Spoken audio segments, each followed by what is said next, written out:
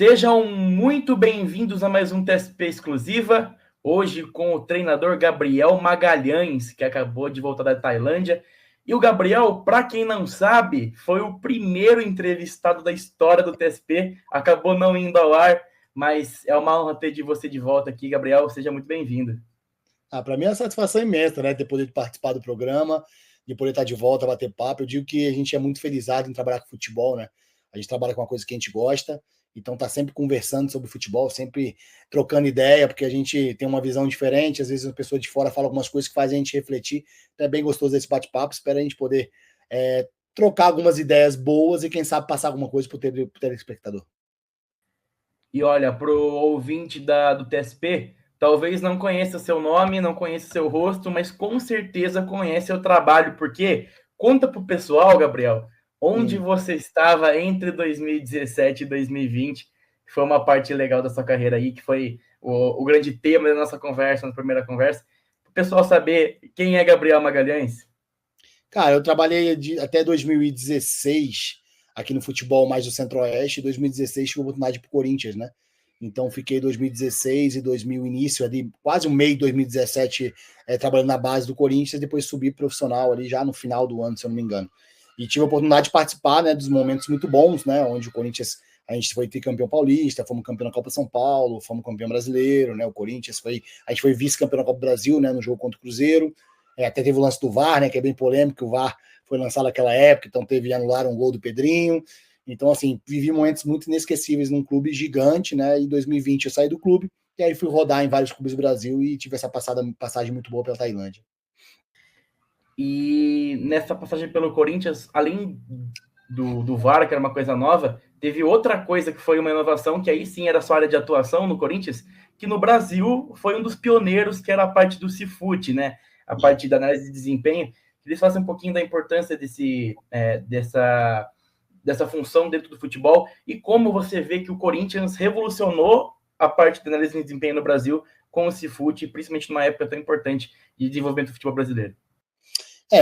Quando eu fui em 2016, eu fui para mim que criar o departamento da base, né? A base tinha poucos processos, não tinha tantos processos, fui convidado para gerar, por eu ser treinador, por eu entender do campo e por eu ter também, além das licenças, né? Licença A, B, C, Pro e etc., eu também ter a licença de analista e também buscar o conhecimento de análise. Então, a gente foi criar o departamento de análise, a gente buscava com o Denis, que era o coordenador do Cifute, algumas ideias do profissional, tentava trazer para a base da melhor forma possível, mapeando, por exemplo, a gente tem até algumas matérias que saíram na época, falando de algumas características de alguns atletas profissionais, como o Jô, como o Fagner, que a gente buscava adaptar isso em questão de treinamento dos atletas da base, buscar identificar esses conceitos e aplicar no treinamento para que o atleta chegue lá em cima mais pronto. A gente tem um caso do Léo Maná, né, que é um lateral direito do Corinthians, que tem a característica um pouco parecida com a do clube, de agressividade, ser um atleta que sabe no último terço ser agressivo, tanto ofensivamente quanto defensivamente no primeiro terço. Então, um cara que lutou bastante, e depois disso eu fui profissional.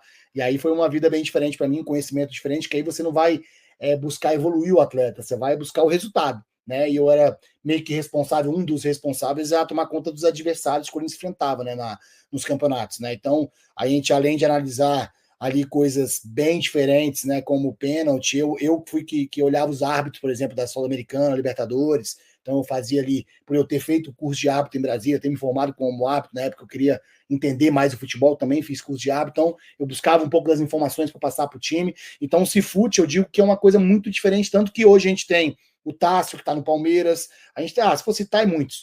Quase todos os analistas de desempenhos que estão no grande clube, eles passaram pelo Cifute, né? Ou muitos coordenadores passaram pelo Cifute. Então o Cifute é meio que uma escola para muitos. Não vou dizer que é a única escola, porque temos vários clubes também muito grandes também que formaram grandes analistas, mas a gente vê o Cifute como exemplo, porque já em 2012, né, na época ali do Mundial do Corinthians, já vinham algumas informações, lógico, com uma questão de estrutura um pouco mais precária que é hoje, mas o Cifute é um exemplo para muitos e para mim foi um diferencial na minha carreira, né? Porque hoje eu consigo identificar muitas coisas de análise, trazer para o treino e dentro do treino tentar aplicar para o jogo, então acho que facilita muito no meu entendimento não só do jogo, mas também da estrutura do clube. E antes da gente ir para a próxima pergunta, Gabriel, só para o pessoal que está em casa e não sabe, o que é o Cifute? É um centro de inteligência, né? Centro de inteligência de futebol do Corinthians, onde os analistas de desempenho eles buscam todas, tem um analista de desempenho mesmo da própria equipe. Então, por exemplo, após o treinamento, que os treinos são filmados, ele vai separar as ações que foram pedidas pelo treinador, ou coisa que ele está identificando, ou ações positivas ou negativas que vêm acontecendo, tanto individual como coletivo, para que possa passar para os atletas. Tem um analista de adversário, que às vezes é dividido com 1, 2 ou 3 atletas, não sei como está agora, né? Está lá o Raoni, que é um excelente profissional que saiu do Corinthians, passou pelo São Paulo, agora está de volta no Corinthians, que é um cara com conhecimento muito grande também. E aí eu não sei como está sendo a divisão, mas normalmente você tem um analista de desempenho também, né, que toma conta da parte de adversário, que é aquele que vai filtrar entre 2, 3, 4, 5, 7 jogos, depende do que o treinador quer, né? Depende também da outra equipe, quais são as variações. Vão filtrar tudo aquilo que eles fazem, passar para o treinador ou para o auxiliar, para que possa ser apresentado na palestra para os atletas. E aí você também pode separar algumas coisas, por exemplo, você vai enfrentar o Palmeiras, você separa algumas coisas do Rafael Veiga. Quem vai cair no setor do Rafael Veiga? Vamos mostrar algumas coisas do Rafael Veiga que é importante. Um chute de média distância, um passe de infiltração que ele dá muito bom, entendeu? Então são coisas do Estevão, que é difícil parar. É bom você mostrar algumas características do Estevão, por exemplo, falando do Palmeiras, né? Então, assim, você está sempre passando informações no contexto geral para a equipe. Então, o centro de inteligência é muito importante. E tem a outra parte que é o scout, né? Alguns centros de inteligência são separados, scouts dos analistas, e tem departamentos que são juntos. Então, assim, o scout é o cara que é responsável por mapear todo o mercado e em busca de atletas que o clube quer, ou oportunidade de mercado, algum atleta que vem despontando em base, ou algum atleta que vem disputando um campeonato diferente, como por exemplo, um campeonato venezuelano, né? Você vê hoje tem o Martínez no Corinthians, o volante, tem o Carrillo, né, o peruano, então se eu não me engano é peruano, são atletas que com certeza foram mapeados pelo Cifute, apresentados ao treinador, e o treinador, juntamente com a diretoria, vai em busca de informações para quem sabe contratar para o clube. E você, antes do Corinthians, trabalhou como técnico lá no começo da carreira no Gama, mais aí no centro-oeste do Brasil. E depois o Corinthians você voltou para a parte do verde, que o pessoal fala, né, da grama, do auxiliar técnico, para ser auxiliar técnico e posteriormente ser técnico. Falar um pouquinho para a gente da transição de sair da parte de análise de desempenho para voltar a treinar um clube. Na época você treinou no Maringá, né? Depois da auxiliar do Maringá, não foi algo assim? Como auxiliar no Maringá, isso.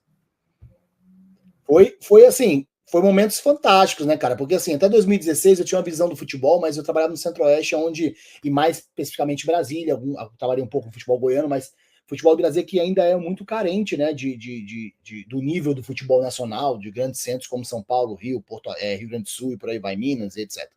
Então, eu não tinha visão tão grande. Então, fui estudar bastante, tive oportunidade de análise, e a análise me mostrou um mercado muito grande, coisas diferentes. E quando eu voltei para o campo, eu já voltei, né, meio que, vamos dizer assim, formado, né, tinha terminado minha licença Pro, e assim, feliz de ter terminado a licença Pro lá de todos os treinadores que você imaginar, todos estavam na mesma época, né, o Tite era do meu grupo de estudos, o Cuca, era Mano Menezes, aí vem dos mais novos, né, Diniz, Fábio Carilli, todo mundo estava numa Dorival, né, professor Dorival da seleção, então são vários, assim, jovens que estão surgindo agora, e os mais antigos, né, que têm muito conhecimento, estavam no mesmo curso. Então isso me fez pensar bem e falar, cara, agora é o momento de voltar para o campo. Recebi vamos dizer assim, um incentivo do Tite, que falou comigo, garoto, você está estudando, tá na hora de você tomar frente, vai para o campo e tal. Usou até palavras fortes na época, então assim, foi meu boom para falar, cara, eu vou voltar para o campo. Só que a gente volta também em outra realidade, vai voltar para o Corinthians, né? Quem dera se a gente conseguisse já entrar num clube tão grande, né? De expressão assim. Então a gente voltou descendo um pouco. Então eu vim para Brasília, estava na época da pandemia, 2020. Tive a oportunidade de trabalhar com o treinador Wilson Tadei, também um baita profissional, o Reinaldo Gheldini, são alguns treinadores que jogaram demais. Então eu vim como auxiliar da Casa do Gama.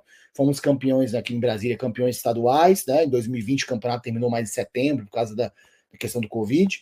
E aí tive uma proposta para ir para o Sampaio Correia, para estar no Sampaio Correia, no projeto do Sub-23 do Sampaio Correia, onde estava o Léo Condeno profissional também, um baita profissional, e no 23, trabalhando no 23, saí do 23 de lá, fui para o Maringá com o Marcos Soares. O Maringá já tinha esse projeto audacioso que é agora, né, com o Thiagão da BBM, o pessoal lá que é muito profissional, é uma equipe empresa, né, bem diferente do mercado para mim, minha primeira vez trabalhando no clube empresa. Foi uma experiência muito boa no Maringá, a gente não conseguiu performar o que queria, mas o Maringá veio com o mesmo projeto. O segundo auxiliar, o Castilho, que está até hoje, que é um baita profissional também, um baita cara, estava do nosso lado lá, eu, Marcos e ele continuou no clube, que ele era do clube, e hoje está à frente da equipe. Aí eu saí do Maringá e fui para o Burirã. Aí fui para Tailândia, recebi o convite do Alexandre Gama, treinador multicampeão lá. fui trabalhar no Buriram, saí do Buriram, meu filho nasceu aqui no Brasil, em 2021 já, e fui para o Fortaleza. Trabalhei no Fortaleza 3 meses, né, no Sub-20 do Fortaleza, com o Júnior Câmara, com o Léo Porto, que tá lá ainda, Otávio, muitos profissionais muito bons, né? No profissional já era o Voivoda, que está, né, estabelecendo e fazendo trabalho, o Fortaleza investindo muito, né? Com o Agnello, gerente de futebol, que hoje está na BC, que é um cara com conhecimento absurdo também, um aprendizado muito grande para mim. E eu saí do Fortaleza e já fui para o Xangrai. Aí fiquei esses quase 2 anos e 3 meses no Xangrai. Aí retornei agora e tô aqui, começando de novo, ficando um pouquinho em Brasília, que a minha ideia é estar um pouco mais perto do meu filho, né? Meu filho tem 2 anos e 9 meses, então tô tentando ficar um pouquinho perto, arrumando minha casa, pintando casa, arrumando algumas coisas com a patroa, para quando o telefone tocar, estar à disposição para o mercado, sendo ele nacional ou sendo ele internacional, como eu fiquei esses últimos 3 anos. Por falar em futebol tailandês, né? Ficou as últimas 3 temporadas ali desde 2022, tanto no Chiang Rai City quanto no Chiang Rai United, os 2 times da cidade de Chiang Rai, né? E uma coisa que eu guardei da nossa primeira conversa lá em março foi você comparando o que faltava no futebol tailandês que tinha no brasileiro e o que tinha no brasileiro que faltava no tailandês, que era disciplina, né? Faltava a disciplina dos tailandeses para os brasileiros e faltava um pouquinho do protagonismo brasileiro para os tailandeses. E nesse tempo que você ficou lá, o que você consegue trazer para o Brasil agora, voltando ao futebol brasileiro, que não tem aqui, que siga na mesma linha de raciocínio e que esse tempo que você ficou fora lá na Tailândia consiga dar um futebol autêntico com a cara do Gabriel Magalhães aqui no Brasil? Eu acho que a questão de confiar nas ideias, sabe? Por a gente lá ter mais tempo de trabalho, lá você tem contrato, né? Eu fiquei 3 anos na Tailândia, né? 1 ano no Buriram e 2 anos e pouquinho no Chiang Rai United, Chiang Rai City, 6 meses Chiang Rai City com o United, depois só o Chiang Rai United. Para explicar, o Chiang Rai City é como se fosse a equipe B, né? Joga a terceira divisão, aí tem ali em torno de 70% do elenco tem até 23 anos, 24, e os demais são alguns para completar.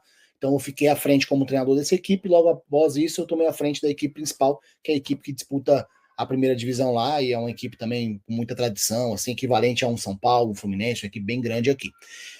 Eu acho, cara, que as convicções, isso me fez entender que eu posso praticar e acreditar naquilo que eu fiz lá, que funciona aqui.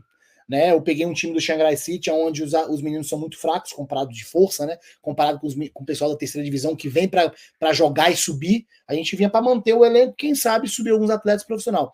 E eu fiz esse time sair, construir, ter coragem para jogar, iniciar o jogo sempre que possível, mesmo pressionado, ter a disposição de buscar um jogo combinado, né? Sabendo que a gente não tinha atletas de referência de força.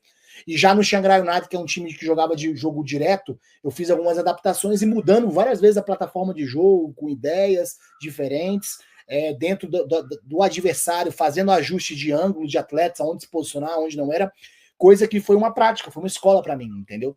Então, acho que eu consigo aplicar isso aqui, porque eu acho que me deu uma coisa diferente, cara. Eu acho que eu penso muito que com as suas convicções e você tendo certeza daquilo, o resultado vai vir tão cedo ou tão tarde, né? A gente tem um exemplo do Diniz, né? Que demorou muito para conquistar um grande resultado e conquistou, né? Um resultado absurdo com o Fluminense.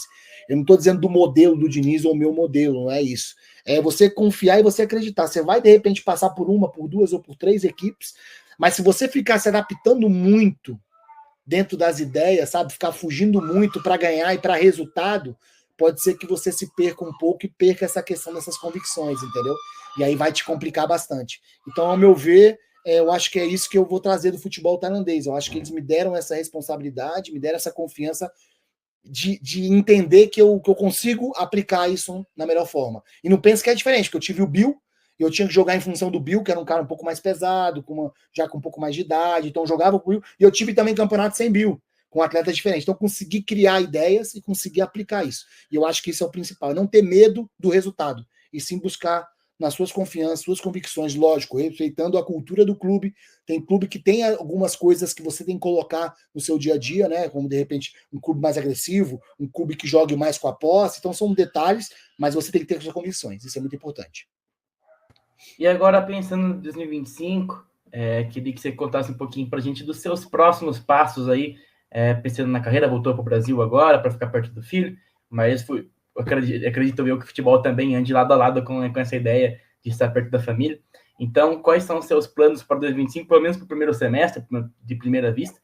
E se você monitora algum mercado já do Brasil para poder entrar e fazer história aqui no Brasil também, Gabriel? Eu vim com a ideia, né? Eu tinha na época que eu falei com você, eu estava com um joelho, com alguns problemas do joelho, menisco, LCA e vários problemas muito sérios que eu tive em 2018. Então, eu vim meio que operar, entendeu? Trazer minha família para cá, estruturar minha família de novo, né? Organizar a questão da casa, alguns detalhes aqui, para depois ir para o mercado. Né? E demorou um pouco, fui terminar agora, novembro para dezembro. Então o mercado está bem fechado, é bem difícil você conseguir alguma coisa por agora. Então minha ideia foi, pô, cara, eu vou ficar um pouco perto do meu filho. Recebi um convite de um grande amigo aqui de Brasília para estar ao lado dele agora no campeonato estadual aqui de Brasília, podendo participar do dia a dia também, não perdendo aquele cheirinho do vestiário, cheirinho do campo, né? Que é sempre gostoso estar praticando. Então estou ao lado dele, né? Deixei claro que estarei ao lado dele enquanto não aparece uma oportunidade em algum mercado que eu queira trabalhar e que eu tenho interesse. Eu tenho muito interesse para fora do país de novo, gostei bastante de trabalhar, tanto na Tailândia, quanto hoje tem Emirados, tem Arábia Saudita, tem a própria Indonésia, que busca muito brasileiro, então eu tenho interesse em trabalhar nesses lugares, mas não descarto o Brasil, cara. Eu acho que hoje o Sub-20 tem muitos campeonatos muito bons, né? Eu acho que o mercado Sub-20 hoje já é um profissional, então acho que eu conseguiria ter esse tempo de ideia de jogo e mostrar um pouco do que eu acredito, do que eu quero, né? De algumas convicções, de alguns conceitos, de algumas táticas individuais que eu venho estudando de fora para performar melhor o atleta. Então acho que seria um mercado bastante interessante. E também, cara, eu tenho assim uma abertura de querer um dia estar em algum clube onde eu possa ser meio que auxiliar da casa de algum clube. Por que isso? Porque eu sinto que eu tenho ainda muito que aprender e evoluir, né? Então, assim, se você pega hoje um clube que, em média, não as exceções, né? Mas que em média tem 1 ou 2 treinadores por ano, se você passa 2 anos como auxiliar da casa, você consegue aprender bastante com treinadores muito bons. Entendeu? Então, assim, eu não tenho vaidade nenhuma de dizer que eu tenho que ser treinador, que eu estou em busca somente de ser treinador, que eu só aceito se for treinador, não. Eu quero, lógico, continuar as minhas ideias, as minhas convicções de buscar alguma coisa no mercado, né? Mas se eu ver que o mercado está muito fechado por ainda não ter um nome suficiente de crescimento, de aceitação, que eu preciso provar um pouco mais, conhecer mais gente, que no futebol também é importante você estar sempre sendo conhecido, sempre ter relação, né, network, né? Se eu precisar fazer isso, eu não teria problema nenhum de ser auxiliar de algum treinador, ou ser auxiliar da casa, ou trabalhar num sub-20 de algum clube. Então, estou à disposição, cara. Eu acho que o mercado está muito aberto, mas ao mesmo tempo também estão se repetindo mesmo as cartas, que é o normal do futebol, né? Se repetindo bastante. Mas eu acho que daqui a pouquinho, quem sabe, abre uma brecha, eu posso estar mostrando um pouquinho daquilo que eu acredito. E quem sabe conseguir um bom resultado, né? Porque eu acho que o resultado é aquilo que, se for na base, performar atletas, buscar resultado, que eu acho que é aquilo que dá continuidade no trabalho e mais confiança para quem vai contratar. É isso, Gabriel. Agradecemos aí por ter aceitado o convite mais uma vez, a segunda vez aqui com a gente, por ter aberto um tempinho no seu calendário aí, principalmente agora pós-Natal, para falar com a gente. E abro agora o espaço para você deixar suas considerações finais e agradecer mais uma vez por ter aceitado e boa sorte para você em 2025, amigo. Cara, eu tenho só que agradecer, assim, eu falo para você, a revanche foi marcada, agora tá 1-1, podemos marcar depois do terceiro jogo. Muito obrigado pela oportunidade, cara, poder falar de futebol é sempre muito gostoso, eu espero que todo mundo que tiver interesse, quiser bater papo, falar sobre futebol, falar sobre ideia, tirar dúvida, às vezes eu recebi muito na Tailândia pessoas me chamando, estão no Instagram, né, oficial Gabriel Magalhães, me adiciona aí, perguntar, às vezes o pessoal me mandar uma mensagem, pô, Gabriel, como é que eu faço? Tô querendo trabalhar fora, o que você acha? Por onde eu vou? E eu sempre tentei da melhor forma possível responder, agora eu tô mais tranquilo. Na época lá eu falava, cara, às vezes são 10 horas de fuso, às vezes eu vou responder demorando. Agora não tem mais desculpa, eu sempre estou à disposição para responder e tentar ajudar, porque eu acho que nós treinadores brasileiros temos muito talento, cara, tem muito talento, muita gente inteligente, uma nova geração vindo forte aí, tem exemplo do André Jardine, tá muito bem no México, entre o Alexandre Gama e muita gente muito boa aí no mercado, a Marcos Soares na Arábia Saudita, né? Então, assim, tem muito cara muito bom, e eu acho que daqui a uns 5, 10 anos vamos estar trabalhando no mundo todo. Eu ouvia muito que os brasileiros estavam para trás, agora todo mundo está estudando inglês, que era a dificuldade, era a língua, né? Eram as licenças, então em breve a gente vai estar em tudo que é lugar, então fico aberto a trocar ideia, conversar, e se quiser marcar outro dia, a gente bate um papo online ou offline. Valeu? É isso. Esse foi Gabriel Magalhães, e você que gosta de ouvir coletiva de imprensa, gosta de ouvir a gente conversando, já sabe, né? Segue a gente, segue não, né? YouTube se inscreva, Curta, assina o sininho, porque a semana inteira de janeiro aí vai ter treinadores, jogadores e outros personagens de futebol paulista para a gente conversar. Muito obrigado, Gabriel, e muito obrigado para você que acompanhou até aqui. Tchau, tchau. Cap.